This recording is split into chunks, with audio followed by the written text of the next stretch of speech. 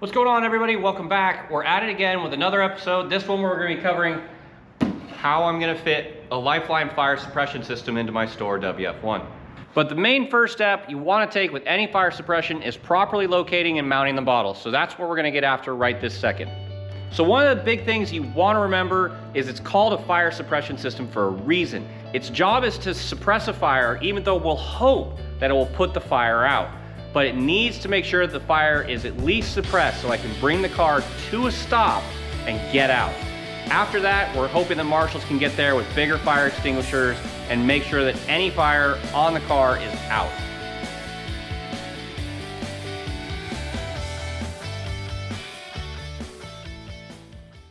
So thanks to my handy dandy little proof of concept, I know for a fact that my fire bottle will fit in that little nose cone area or nose of the tray.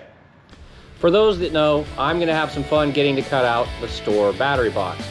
I left it closed because I was hoping that the panel being intact would add some extra structural rigidity to the frame, but just wasn't gonna last. Now, I am gonna put my fire bottle in my battery box location, and the reason is I don't wanna put a lithium battery underneath my legs. I'm gonna put them in the side pods, that's gonna be further down the road, but this is definitely a wonderful place to put my fire bottle. Plus, it buys me a lot of freedom with what I'm gonna be doing with the seat as far as positioning myself in the car. The 1-inch hole saws do a great job of making a great radius for the corners of this box. Obviously, the brake lines have to get out of the way. Blue tape just to help make sure I can see lines that I wanna cut. And then, of course, off to the cutting wheel. Now, for those that know, carbon fiber dust is not fun. I'm wearing a regulator for this. And once we get that cut, we get to get the file out, make sure all those burrs are gone so I don't end up with carbon fiber splinters.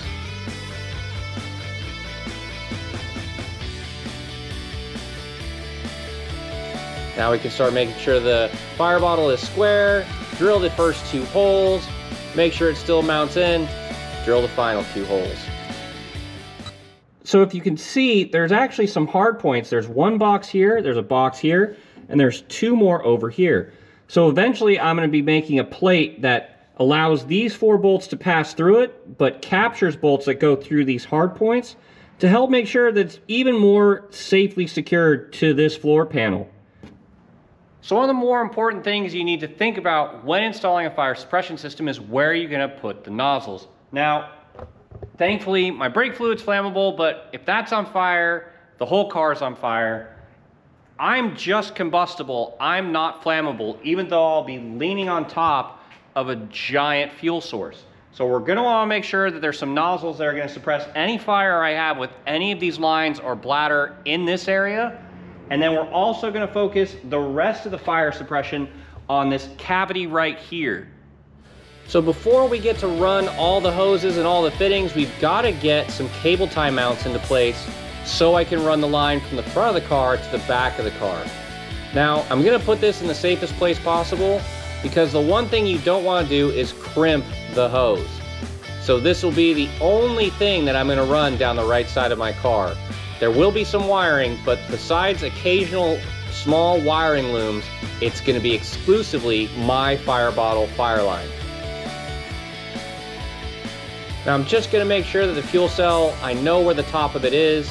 I've got a good eyeball for where I want to put everything, but I still am going to reinstall most of the components to make sure I've got a clear window. Right here, I've got a good guesstimation for where my 2 nozzle points are going to be. Now I can pull everything out and try to make them as square as possible. That's my reference line for the top of the fuel cell, and I'm going to go up a couple of inches.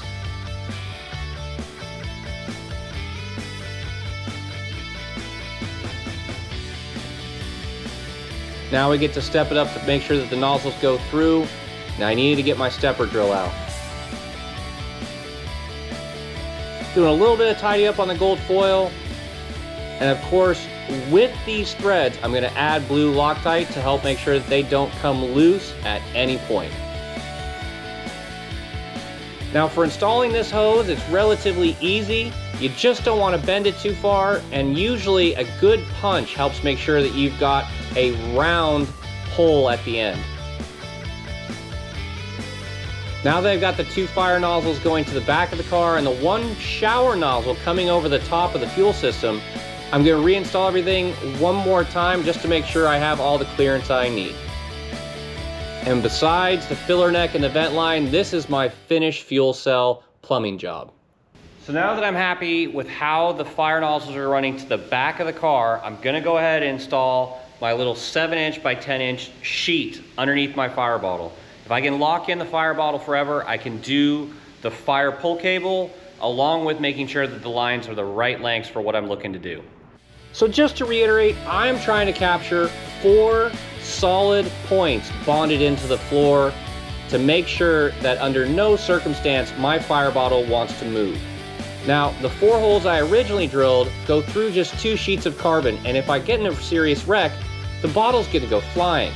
So capturing these 4 holes in these 4 blocks is gonna make sure that under no circumstances does my bottle shift during my driving.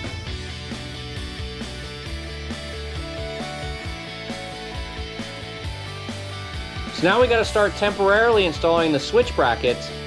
This is gonna be the one on my right side that's gonna actually house the pull cable.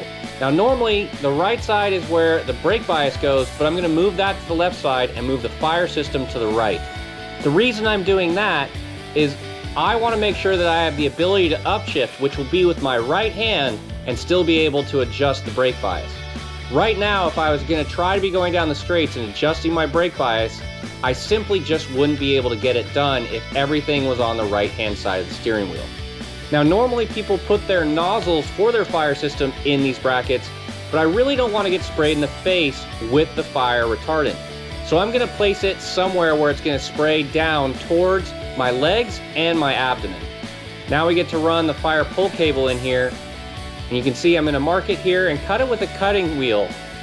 You can cut it a lot of different ways, but the cutting wheel is the best way at making sure you don't collapse the end of the hose, even though you will burn a little bit of plastic and have to dig it out with a scribe. Now you notice I pulled the cable out when I cut the sheathing. If you don't do that, you're not going to have any cable left.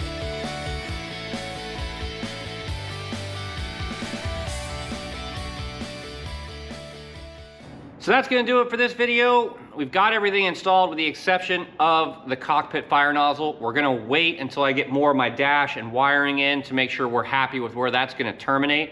But we installed the pull cable, the zip tie holders for the pull cable. We installed the fire bottle. We installed a plate to make sure the fire bottle doesn't want to go anywhere in an accident. We installed all the fire system hose, and we've got 2 nozzles going to the engine, 1 nozzle going to the fuel bladder, and there will be 1 nozzle in the cockpit. So that's a pretty good job. Thank you for watching. If you're interested in seeing more, please subscribe. And if you're liking the video you just saw, please hit the like button. We'll see you in the next video. For now, have a great day.